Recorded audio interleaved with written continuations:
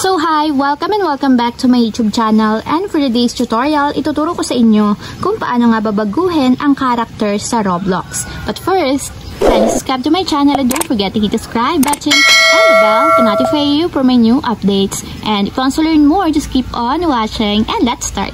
So ayan guys, para mabago yung character natin sa ating Roblox, i-open muna natin ang ating application or yung account natin. So ayan guys, mula dito sa homepage, itatap lang natin yung avatar dito sa may gitna or yung avatar button. So tatap lang natin. And automatic guys, lalabas dito yung ganyan or yung mga pwede nyong ilagay sa inyong character or avatar. So para mabago or mapalitan natin itong ating avatar, itatap ko lang yung customize. And dito guys sa customize, nandito yung mga free na pwede nating gamitin. And hindi na natin kailangang bumili para magamit natin yung ibang features. So dito kasi guys sa customize is nandito yung mga free na pwede nating magamit. So dito kayo pwedeng pumili guys sa creations. Babaguhin muna natin is yung head and body. So, tap lang natin yung head and body dito. And lalabas na dito guys yung pwede nyong magamit. So, ito lang yung pwede nyong pagpilian na free. Kasi yung iba dito sa baba is may mga bayad na. Kung makikita nyo, may mga presyo siya kung magkano yung babayad natin pag yun yung ginamit natin, head and body. So, ito na lang yung gagamitin ko guys, yung woman face. So, ito na lang. So, ayan, naka-check na. Ibig sabihin, yun na yung naka-enable. So, okay na tayo dito sa heads ng head and body. So, dito naman tayo sa hair. Tap natin yung hair. And ayan guys, itong tatlo yung free na pwede nating magamit. So, mamimili lang kayo dito kung anong style ng hair yung gusto ninyo. So, ito na lang gagamitin ko guys, yung blonde or yellow. So, kapag okay na sa hair, tap naman natin yung skin. And dito mamimili lang kayo ng complexion ng skin na gusto ninyo. So, depende naman sa inyo guys kung anong gustong avatar or character yung ilagay ninyo sa skin. So, for example, is ito na lang natural or white. Pwedeng light. So, ito na lang light. So, okay na tayo sa heads, hair, and skin. Dito naman tayo sa classic heads.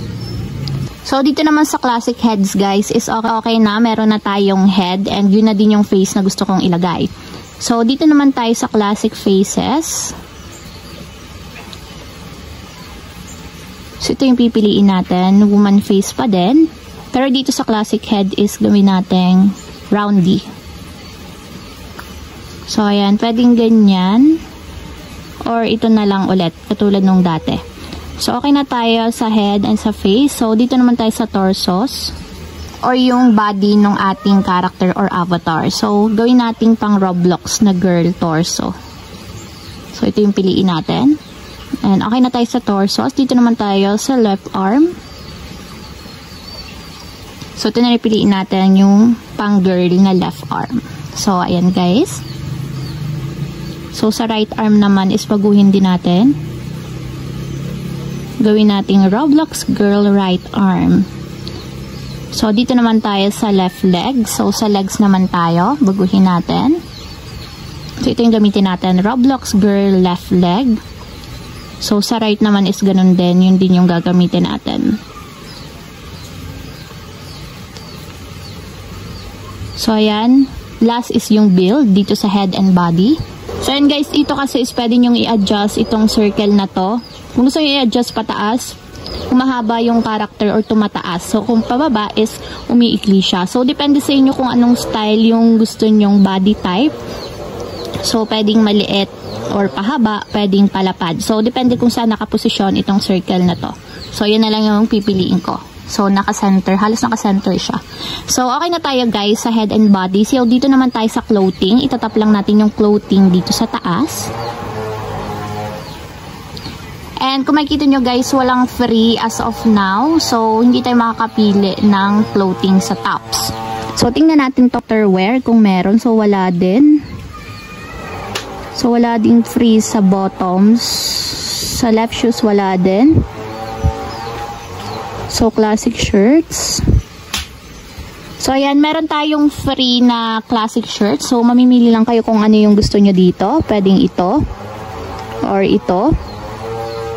So, ito na lang guys yung default. Ito na lang pipiliin ko yung luma. So, classic t-shirts naman. Tingnan natin kung may free. So, may free dito na classic t-shirts. Pwede natin gamitin yung classic t-shirts. So, ayan guys. And then sa pants, meron din ditong classic pants na free. So, pwede natin gamitin itong isa or ito. So, ito na lang yung gagamitin ko guys, yung classic pants.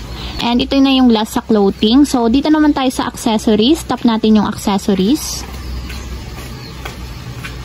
So, wala ding free sa head. Sa face is tingnan natin. So, may shades na free. Tap natin yung shades. So, ayan, yan yung free. So, i-disable ko na lang guys.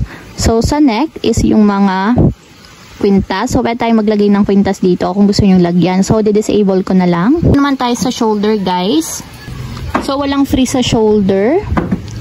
So, sa front.